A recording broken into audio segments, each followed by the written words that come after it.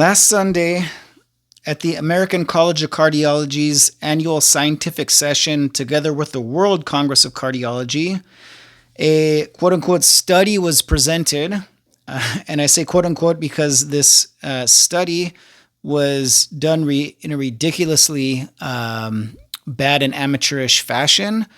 This is a study that was presented by an attending physician scientist at Healthy Heart Program Prevention Clinic, St. Paul's Hospital, and University of British Columbia Center for Heart-Lung Innovation in Vancouver, Canada. A medical doctor and PhD named Yulia Yatan. Again, she put out this quote-unquote study, which was very amateurish and ridiculous and seems to be either showing a severe lack of understanding of nutrition and cardiovascular disease risk, or it looks like it might be intentionally designed to spread misinformation, to sow confusion among the public. And why do I say this? So what these researchers did is a so-called study on keto-like, quote-unquote, diets, and if keto-like diets increase the risk of heart disease. And what they found was a keto-like diet could trigger a spike in the quote-unquote bad cholesterol, which is LDL, according to them, which can lead to a buildup of plaque in the arteries and a significantly greater risk of heart attacks, strokes, and other cardiovascular events. So first of all, I've spoken before on this channel about LDL and how it shouldn't be referred to as the quote-unquote bad cholesterol. There's really no connection between LDL levels and cardiovascular disease risk. If anything, there's an inverse relationship between LDL and total cholesterol levels and all-cause mortality or dying of all causes. So the lower your LDL goes, which is what doctors want, the greater your chances of dying from any cause, and vice versa. The higher your LDL levels are, the lower your chances of dying of any cause. In addition to that, if that wasn't enough, if you look at the actual data of actual deaths from heart attacks and hospitalization from heart attacks, the majority of people who either died or were hospitalized from having a heart attack had quote unquote normal in range LDL levels or low LDL levels. So how is LDL even considered relevant or a predictor of cardiovascular disease risk? How are people still making these claims with a straight face? I don't understand. Anyways, one problem with this doctor's research study. Another problem is that she framed this as being keto-like or similar to keto. So she called it a low-carb, high-fat diet, where if you really look at what they had measured, so they consider a low-carb, high-fat diet a diet that contains up to 25% of the calories coming from carbohydrates. So, and that is far from a ketogenic way of eating, and that is far from even a low-carb diet. So 25% of the average caloric intake of, let's say, 2,500 calories is going to be over 150 grams of carbohydrates. No one on a low carbohydrate diet, no one on a ketogenic diet eats anywhere remotely close to 150 grams of carbohydrates every day. So not at all indicative of ketogenic diets or even of low carb. So for them to label it keto-like and to infer that this has any relevance to people who are on a ketogenic diet is ridiculous, and it even seems fraudulent. It's either a bad joke or it's borderline fraudulent. Also, they're high fat. So in general, if you don't know, ketogenic diets are supposed to contain not more than 20, maybe 30 grams of carbohydrates per day at most. So, but 20 would be, a good amount for most people. Though a lot of people who are on a ketogenic diet eat significantly less than 20 grams of carbohydrates per day. So 20 grams, 30 grams, which is considered a real ketogenic diet, versus over 150 grams. So not at all the same. Their definition of a high-fat diet is at least 45% of your calories coming from fat. Again, in my book, not a high-fat diet. I eat 80% of my calories come from fat. That's a high-fat ketogenic diet. 80% from fat, 20% from protein, 0% from carbohydrates is what I would consider a good solid ketogenic diet.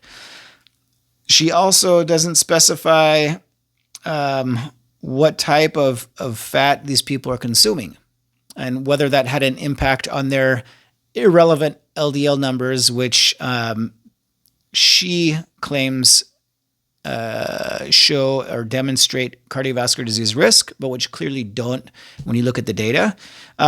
So are these people who are eating 45, 50% of their calories from fat from animal fats, from unprocessed animal fats or butter or dairy? Or are they getting their fat from highly processed, highly refined, highly inflammatory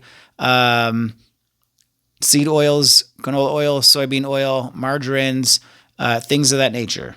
It's not specified here, and I doubt they looked at it. And I'm willing to bet that most of the people that they looked at were not eating healthy, unprocessed fats.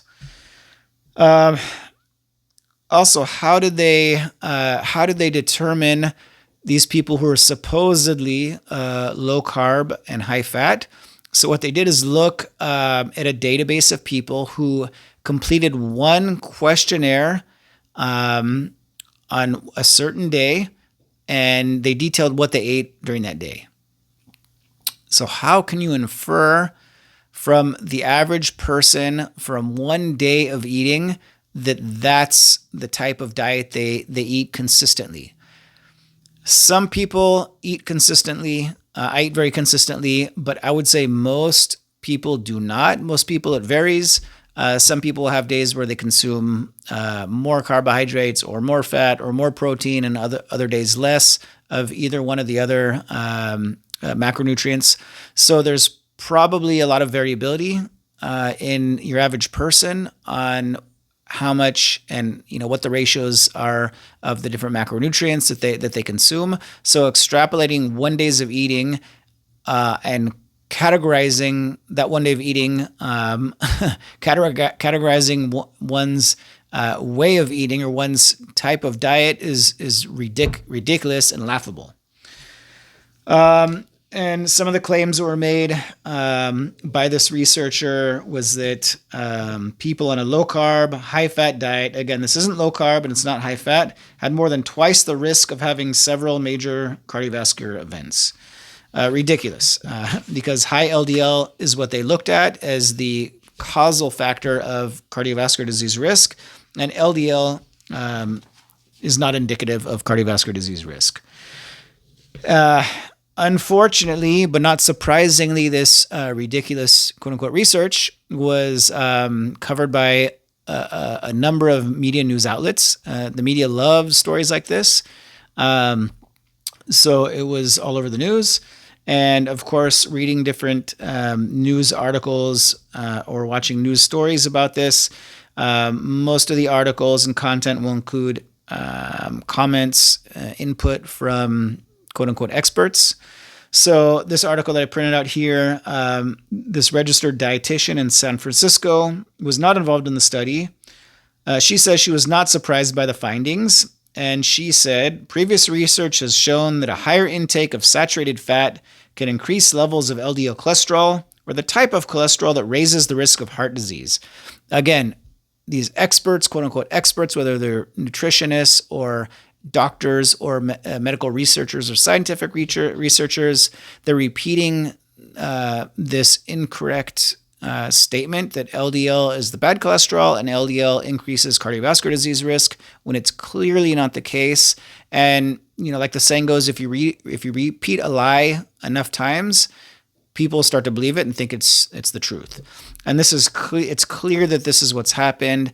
And based on people's comments, based on clients that I work with, most of my clients, when I start working with them and providing them with nutritional therapy services, they are apprehensive and worried about going on a ketogenic diet because they're afraid of what it'll do to their LDL cholesterol levels, and that it might potentially put them at risk for higher cardiovascular disease risk. So this is something that I always discuss and have to explain to everyone, because this misunderstanding is so widespread, and it's basically taken as common knowledge by people. So in this, or the comments that this researcher, this physician researcher and scientist made in her presentation was that before anyone starts a low-carb diet, it's important that he or she consult with the doctor. Why is that? Why would one need to consult with a doctor for wanting to eat healthy? I mean, that just in itself sounds ridiculous. And then another registered dietitian nutritionist in Tampa Bay, Florida, who also was not involved in the study, warned that many people who go on a ketogenic diet do not balance the fats appropriately. And then they go on to say some experts believe it's healthier to cycle on and off keto diet instead of following it long term. And this registered dietitian nutritionist says if you're eating 60 to 80% of your calories from fat, you must ensure that you're getting plenty of monounsaturated fats and omega-3 fatty acids, and not overdoing saturated fats like meat, cheese, and bacon. How does she get this from? Where does she get this information from? Why do you need to balance the fats? Why is it not good to eat fats from meat, from cheese, from bacon, from animals, foods that humans have been eating for millions of years before we even had a discipline such as nutrition, and before we had nutritionists and dietitians? People ate animal fats, and people were healthy, and people didn't suffer from these chronic health conditions that are rampant nowadays. I'm getting 80% of my calories from fat, as I mentioned. I'm getting all of them from red meat, and I don't have any issues with fatty acid imbalances or deficits of monounsaturated fats or omega-3 fatty acids. I have zero deficiencies. I have zero negative symptoms. I feel amazing. I'm functioning amazingly well. So it's just, information that they hear in school, that they spout out without understanding, without thinking it through, makes no sense. And healthier to cycle on and off the keto diet instead of following it long term. Well, I've been doing keto for about half a decade, very strict, never cheat. And like I just said a few minutes ago, I feel amazing and I'm functioning amazing. I'm in better health than the vast majority of the population, not only my age, but people half my age. And then another quote by this registered dietitian nutritionist: most people unintentionally overconsume saturated fat without balancing a healthy ratio of all the other fats. And when they do this, they run into issues with cholesterol.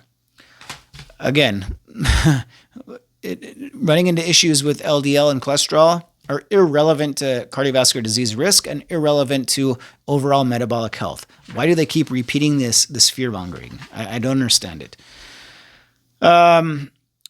This news article mentions that the American Heart Association recommends limiting total fat intake to no more than 35% of daily calories and saturated fat to less than 7%. So, again, ridiculous recommendation from an organization that either knows very little about cardiovascular disease risk, or is trying to confuse the public again. With all of these recommendations from the American Heart Association, the other government health associations, with so many people following these recommendations, so many people over the past few decades having cut out red meat, saturated fat, eggs, whole fat dairy and milk, eating chicken breast, eating fish, eating low-fat foods, eating a Mediterranean-style diet, eating lots of healthy whole grains, beans and legumes. Heart disease is still the number one killer of Americans. Heart disease, heart attacks still kills about 7,000 Americans every single year. How are these nutritional recommendations that have been made for decades and have been followed for decades, how is that not improving the rate of heart disease deaths, heart attack deaths? So again, other comments. Also pretty ridiculous. I'm not going to repeat them, but pretty much the same style comments that I mentioned earlier in this video. But really, what we see, unfortunately, in the media, whenever there's a quote unquote study done about cholesterol, about saturated fat, about red meat, about eggs, about any real unprocessed foods, the studies are usually ridiculous. And really, anyone that actually reads them knows that you can't take them seriously. But unfortunately, the news media does take them seriously because it's in the interest of the news media, of the junk food, processed food companies, fast food restaurants, the pharmaceutical industries, the medical industry, the sicker, the more obese we are, the more profitable we are. So it's in everybody's interest, financial interest, to for us to be chronically sick and to not thrive and to not be healthy. That's what we should not want, what the public shouldn't want. That's what I definitely don't want for myself and for everybody else. So hopefully this will change. Hopefully these ridiculous studies will not be distributed in such a widespread manner. And again, spreading incorrect information, trying to sow confusion and fear amongst the public. If you have any questions or comments, let me know in the comment section below. If you found this video to be useful, go ahead and click on the thumbs up button. If you know someone who can benefit from this video, go ahead and share it with them. And if you want to be notified about upcoming videos that I put out, go ahead and click on the subscribe button. Thank you and have a great day.